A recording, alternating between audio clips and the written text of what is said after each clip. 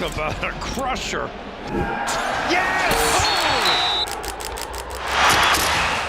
Are you kidding me? And gone!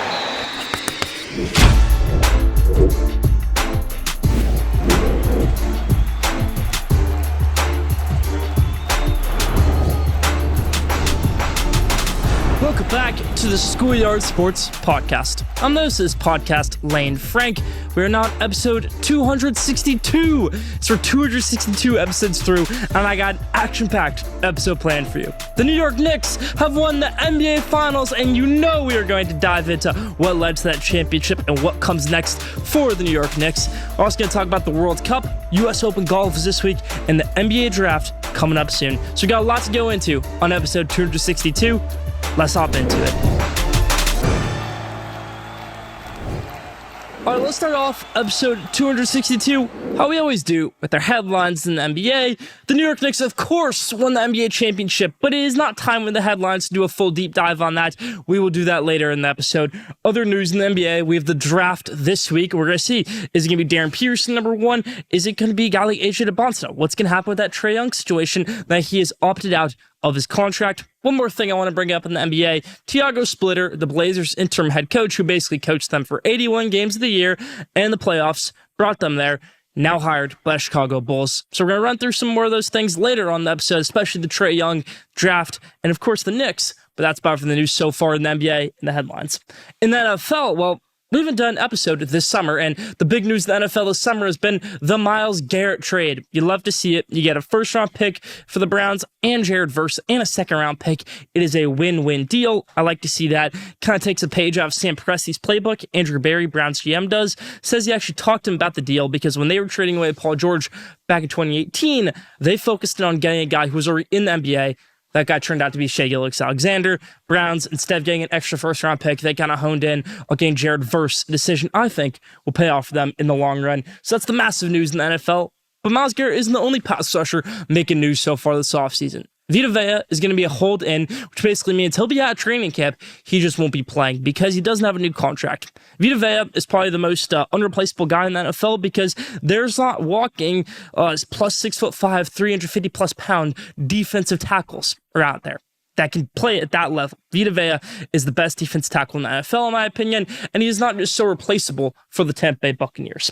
The biggest news outside of those two things in the NFL we've had so far this offseason are Brennan Sorsby, Texas Tech former quarterback who never even played at Texas Tech, going to enter the supplemental NFL draft after that whole eligibility saga is over with. I covered it heavily before the summer, and we went into the options on why I think he should play, why he shouldn't play, and a couple more reasons in there.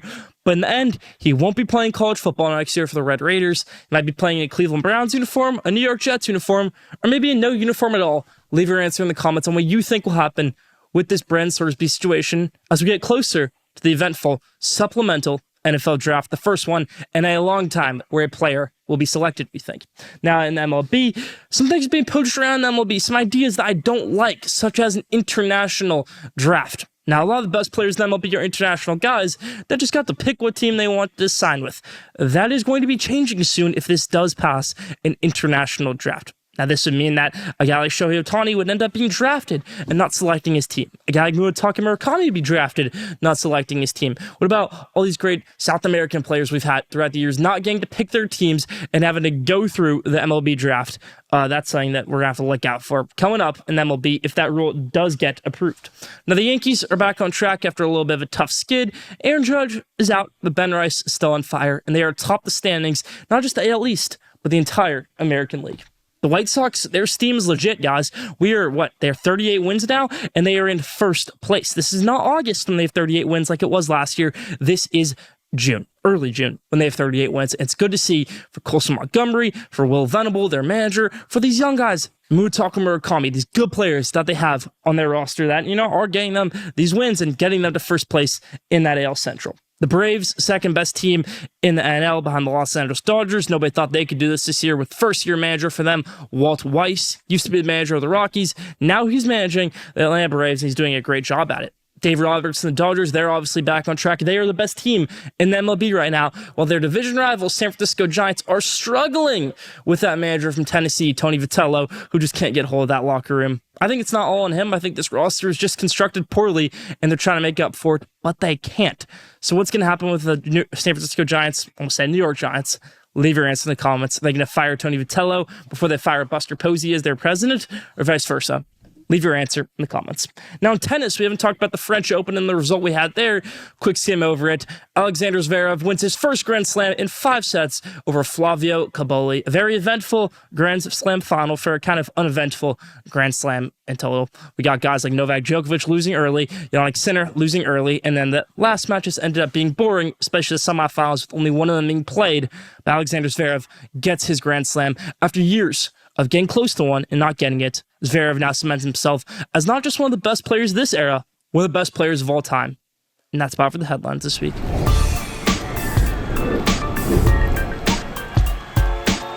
Now, take of the week. This week's take of the week is why the NBA draft is dead. Did you know the draft is Tuesday? I didn't until I started mapping out this episode. And I follow everything in sports. I'm still riding that Knicks high. I'm not ready for an NBA draft right now. But that's the case we're in. And it has worked in the past for the NBA, but I think the draft as an event has completely fallen off the rails. The viewership is down. The only time in the past couple of years that the viewership has really skyrocketed was when a generational talent like Victor Wembanyama was picked in 2023. And after that first pick, the viewership went down, I think, 3 million from 6 million to 3 million. I think the fans just bail after the first 2 picks, and really nothing happens after them. Now, for example, the NFL draft, one of my favorite events of the year, they keep 13 million viewers engaged throughout. That is more viewers in the World Series, than the NBA Finals, than the Stanley Cup Finals. The NFL draft just attracts more, and I get it, football's a bigger brand, but there shouldn't be that big of a discrepancy between the NBA draft getting at most 6 million, while the NFL draft just averages 13 million. It's because it keeps you tuned in the whole entire time. It's not just who's going to be the first overall pick, who's the top 3 going to be.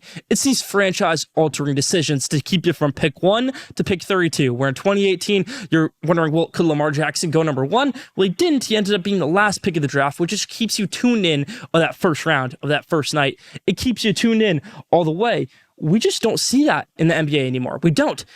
I would never say the NBA draft used to be a national holiday for sports. I would say the NFL draft is.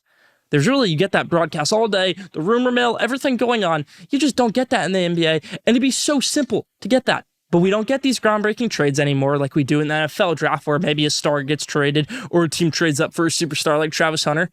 Would any of us really care if a team traded up to number 1 and took Darren Peterson, AJ Dubanaza? Maybe a little bit, but not as much as we would care for a trade like that, say in another sport like the NFL. They don't keep you engaged. The biggest trade I can think of that happened on draft night in years, in my opinion, was that Jimmy Butler trade from the Bulls to the Timberwolves. They get pick 7, and the Bulls end up getting Lauri Markkanen. Most of these big-time NBA trades either happened before or after the draft. Last year, Kevin Durant got traded, I think, a day before the draft, the day of Game 7, and, that pick goes to the Phoenix Suns at number 10. Also, we saw, a couple years ago, the Los Angeles Lakers trading for Anthony Davis 2 days before the draft, giving up their number 4 overall pick. That pick ends up going to the Hawks for DeAndre Hunter. Everybody's tuning in to that, but I want to see that trade happen on draft night. We don't get that event anymore. It is not an event people tune into. The NBA has tried to fix this, I think, through redesign their lottery, but even that isn't going to work. Hasn't and won't. They're trying to make it a 2-day event. Well, that makes it even worse. I'm not tuning in for a day 2. NFL draft is perfect. You get the same broadcast every year. You have your Mel Kipers, you have your Field Yates, you have your Daniel Jeremiahs. Who's the Mel Kiper of the NBA draft? I can't think of one. Certainly not me. Nobody's invested this much in the NBA draft as they are for the NFL draft. And I get it. Football's a much bigger brand, but there shouldn't be this big of discrepancy. NBA draft is boring. One thing that could spice it up, but would be absolutely ludicrous, was, if you did the lottery the night of the draft, people would go crazy about that. But that's never going to happen. And I don't think it should happen. But the NBA draft is at a point now where they need to get desperate. I am looking forward to see what happens in the draft on Tuesday, but we can always say, after the first 5 picks in the NBA draft, not much happens. I know there's great players who have been taken, undrafted, second round, late first round. We just saw Jalen Brunson, a second round pick, win a championship, but it's hard to stay tuned on draft night for those guys. The viewership falls off because the talent does. The NBA draft is not what it used to be, and it is certainly not would any other league wants its draft to be. That's my take of the week.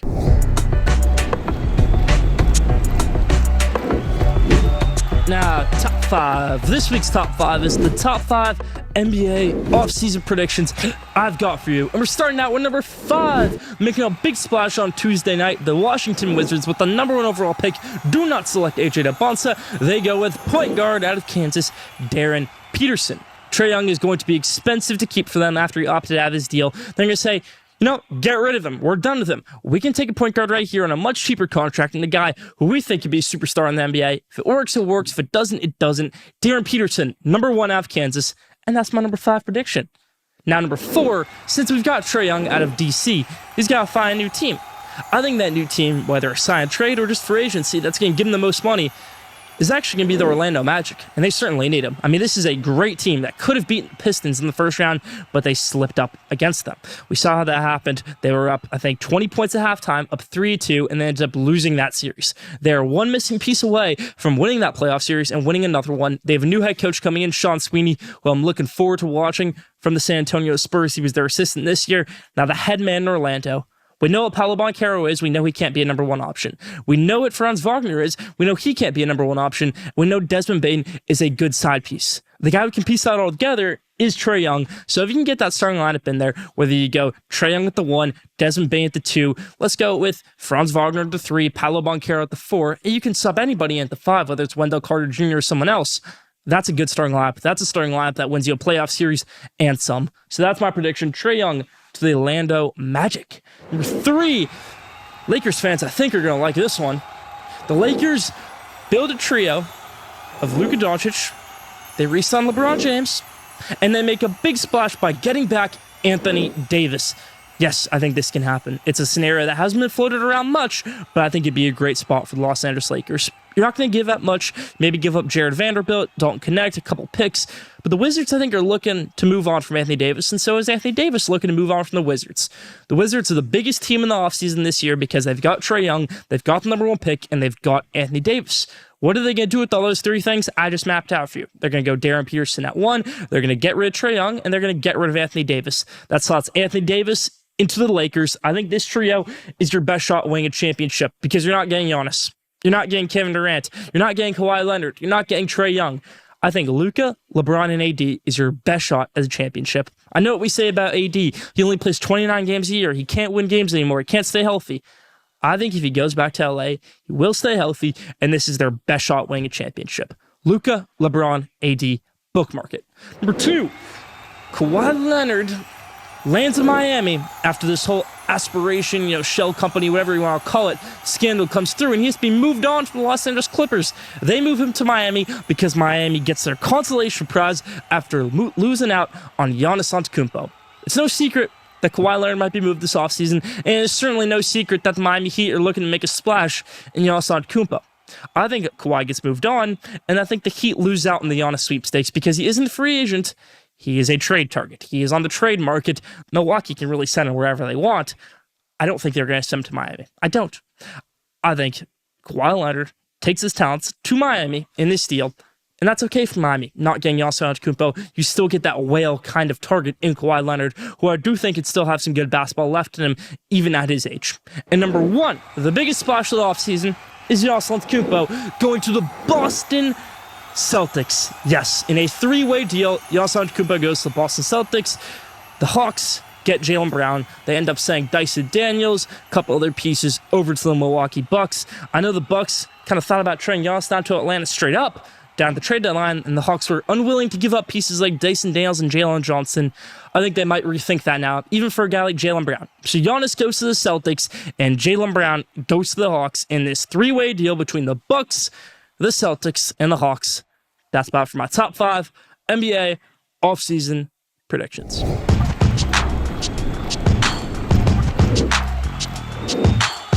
Now, did you know, this week's Did You Know is, did you know Shinnecock Hills is the first and only golf course to host the U.S. Open in 3 different centuries? They hosted it in 1896, they hosted it in the 1900s, and they're hosting it again in the 2000s. So did you know that Shinnecock Hills, the site of the U.S. Open this week, and West Hampton, New York, is the first course to ever host the US Open in 3 different centuries. The 1800s, 1900s, and now here in the 2000s. Did you know that? Leave down in the comments.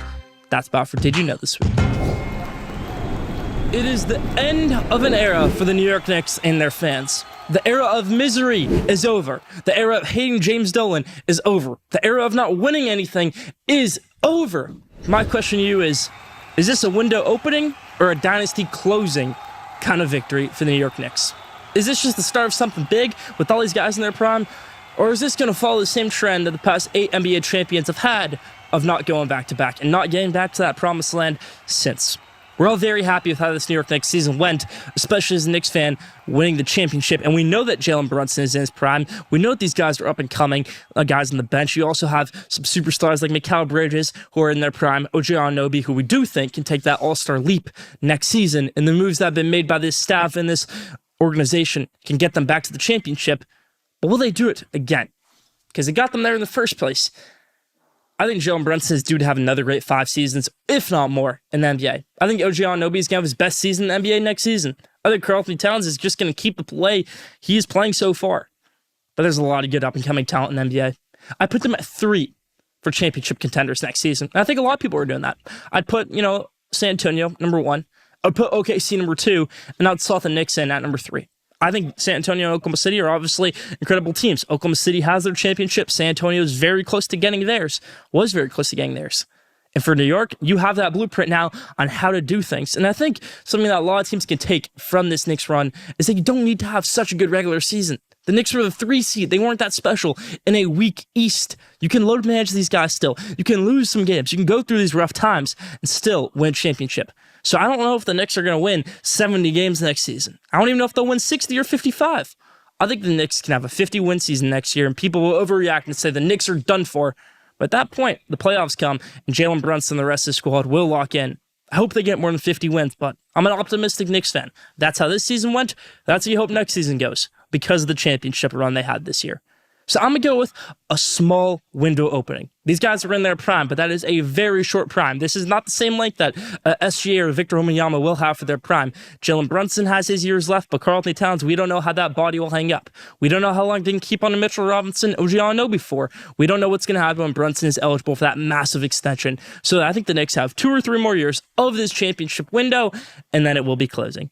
But yes, an end of an era for the misery of the New York Knicks fans. I mean, we suffered through everything. I remember Langston Galloway's signature celebration. I remember the Carmelo drama and losing all those games with him. I remember that Carmelo trade where you get Enes Kanter and his freedom now in that deal, where everybody's like, what are you doing?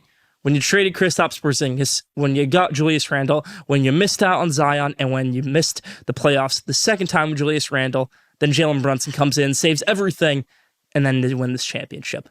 The era of misery is over for the New York Knicks, and they are world champions, everybody.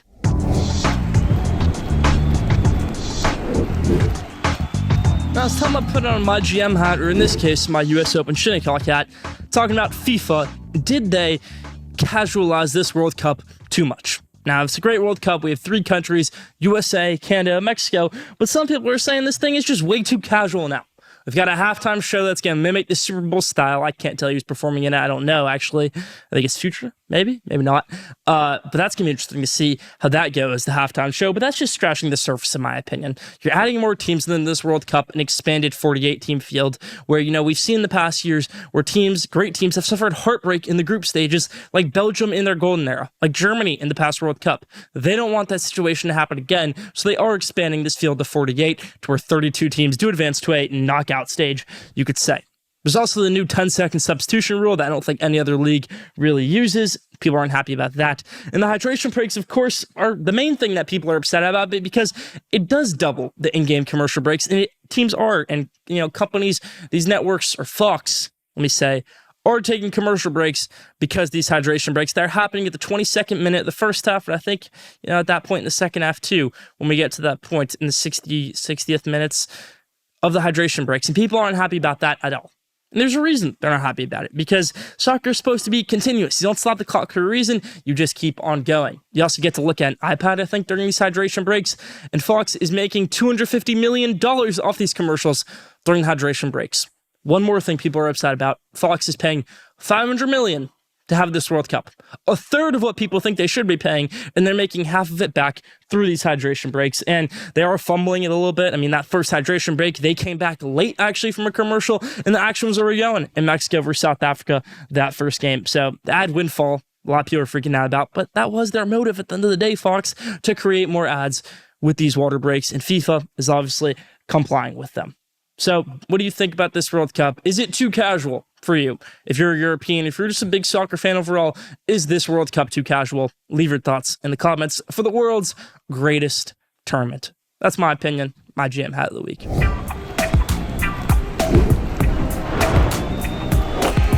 Now, at the buzzer, this week's at the buzzer, I want to talk some golf for you, the U.S. Open. I think Scottie Scheffler wins this year's U.S. Open to complete the career Grand Slam. Everybody's talking about how Rory McIlroy is gaining ground on him and is going to become the new world number one. And that Scottie Scheffler has kind of had a down year and is not winning these majors and is coming up very close, but not winning them. But I think this one, the U.S. Open, the one that has escaped him so far in his young career, he will win this time and complete the career Grand Slam, Scottie Scheffler. That's about it for At the Buzzer this week. Leave your thoughts in the comments.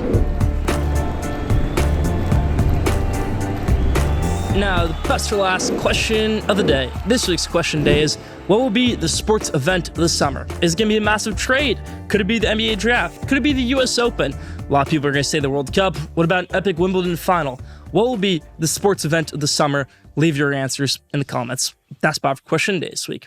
That's about for Schoolyard Sports with Lane and Frank, episode 262.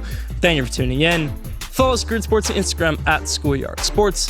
Follow Schoolyard Sports on X at Schoolyard Sport. Don't forget to subscribe, rate, and review for the best sports content in the world. Be back here next week, episode 263. Stay tuned.